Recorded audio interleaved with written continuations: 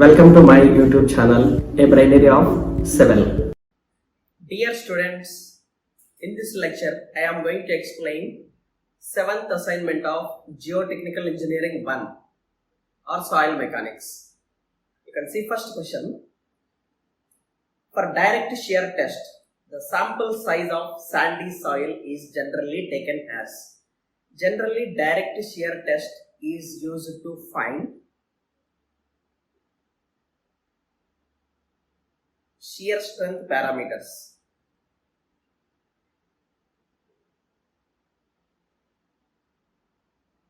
So, generally direct shear test is useful for only sandy soils. Okay, that is, there is no cohesion for sandy soils. Only angle of internal friction will be there for sandy soils. So in this case, the size of the sample that we need to use in the direct shear test is 60 by 60 by 45 mm. So 6 centimeter, 6 centimeter, 4.5 centimeter. Okay. He has given especially only area. So option B will become the answer for question number 1. Coming to question number 2, the correct statement is or. So which of the given statements are correct? So first statement, it is related to direct shear test. The plane of the shear failure is predetermined.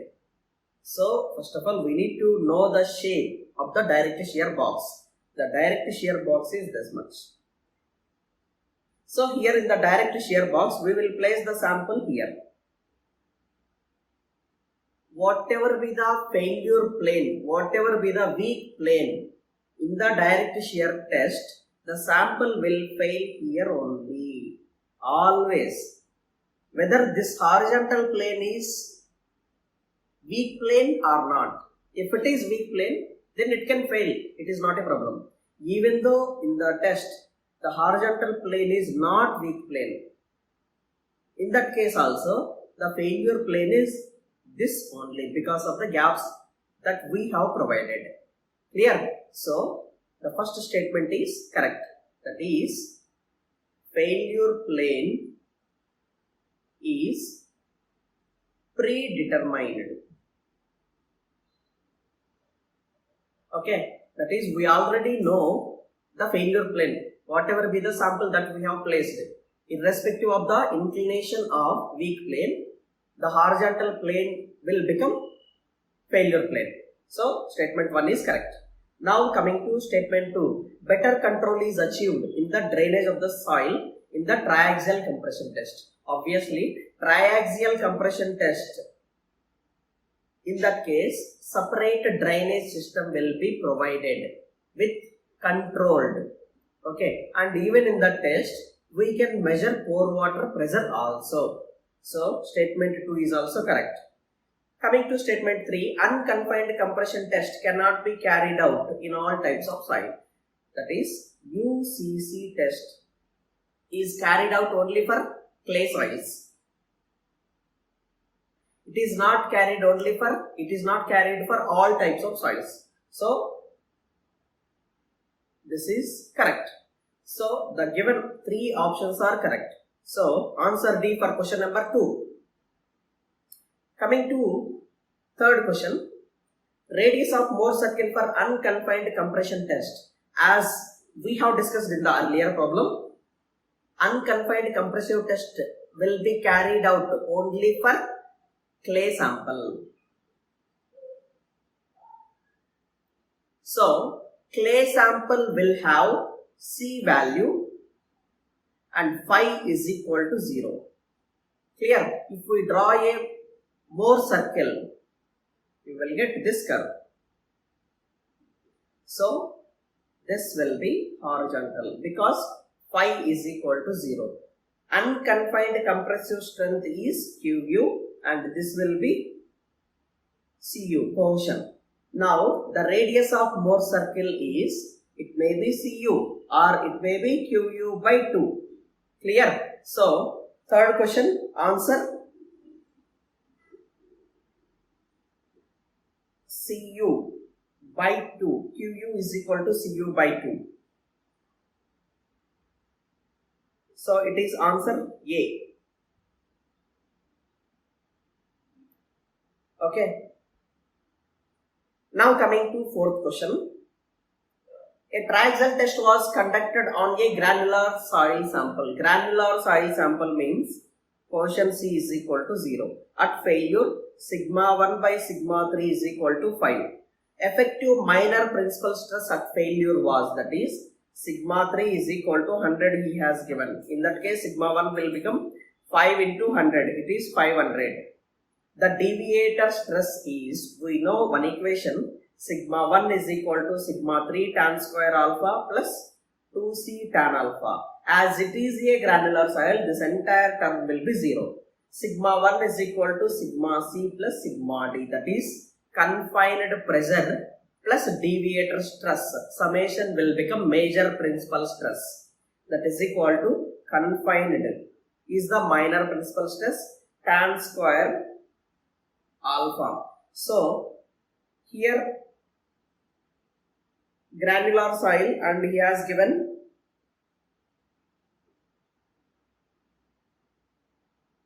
phi is equal to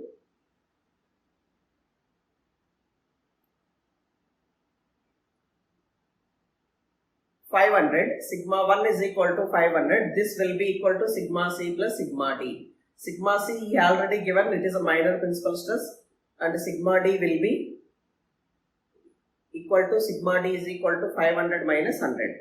So that is 400. Answer B for question number 4. Coming to next question. For the above question number 4, the appropriate value of phi is, we know sigma 1 is equal to sigma 3 tan square alpha. Sigma 1 is 500, sigma 3 is 100 tan square alpha. So here we will get alpha is equal to tan inverse root 5. From that we know alpha is equal to 45 plus pi by 2. So that pi will be 41.8 degrees. Okay. So option D for question number 5. Coming to question number 6. The undrained cohesion of sample of clay in an unconfined compressive stress fails under a load of 100 Newton. Take cross-sectional area of sample at failure is 2280 mm square. So he has given unconfined compression test. So load is equal to 100 Newton and area at failure is equal to 2280 mm square. So now unconfined compressive strength Qu is equal to load divided by failure area. That is, load is 100, failure area is 2280 mm square. So you will get 0.0438 Newton per mm square. It will be 43.8 kilonewton per meter square. Clear? So the answer D for question number 6. Coming to question number 7. A clay sample when tested in unconfined condition gave unconfined compressive strength. That is, unconfined compressive strength Qu is equal to 100 kilonewton per meter square. Undrained cohesion Cu is equal to, from the Mohr circle that we have drawn, this is Qu and this will be Cu. Cu is equal to Qu by 2. Qu is 100 by 2, that is 50 kilonewton per meter square. Okay, so option C for question number 7. Coming to question number 8, a specimen of same clay with the same initial condition as in question number 7. So that is, in the question number 7, Qu he has given it is 100 and Cu it is 50 kilonewton per meter square, subjected to UU triaxial test under cell pressure, that is sigma C is equal to, that is confined pressure, cell pressure, 50 kilonewton per meter square. The axial stress at which sample will fail in UU test is, axial stress at which the sample failure in UU test is, it is a deviator stress. We know one equation, sigma 1 is equal to sigma 3 tan square alpha plus 2c tan alpha. Sigma 1 is equal to, it is sigma 3 given as 50 tan square 45 because alpha is equal to 45 plus pi by 2. Phi is equal to 0 for clay. When phi will become 0, alpha will be equal to 45. So, plus 2 into quotient is 50 into tan 45 is 1. So, 50 plus 100, it will be 150. So, sigma 1 is equal to 150, that is equal to sigma c plus sigma d. Sigma c value he has given, it is 50, that is equal to sigma d. Sigma d is equal to 150 minus 50, that will be 100 kilonewton per meter square. Okay, so option B for question number 8. Coming to question number 9, a consolidated drained triaxial test was carried out for a soil sample. The magnitude of applied cell pressure sigma c is equal to 200 and deviator stress at failure is 300. Now, C dash value is 0. Angle of internal friction we need to calculate. So, we already know sigma 1 is equal to sigma 3 tan square alpha plus 2c tan alpha. As c is 0 for this problem, 2c tan alpha term will not be there. So, sigma 1 is equal to sigma c plus sigma d, that is 500, and sigma c is equal to sigma 3, that is 200, and tan square alpha is equal to 45 plus pi by 2. From this expression, you will get phi is equal to 25 degrees 36 minutes. So, 25.36 degrees. Option A for question number 9. Coming to last question, for the data given in the above question number 9, that is the data is same as last question, that is this type of questions we call it is interlinking questions. Okay, there are many questions of this category in the GATE examination. So you need to practice many type of variations in the questions. So the angle of failure plane critical with major principal stress. So earlier we have calculated the major principal stress and the angle of internal friction. So now what will be the inclination of major principal plane with failure plane, or what will be the inclination of failure plane with major principal plane? So now that will be is alpha 45 plus pi by 2.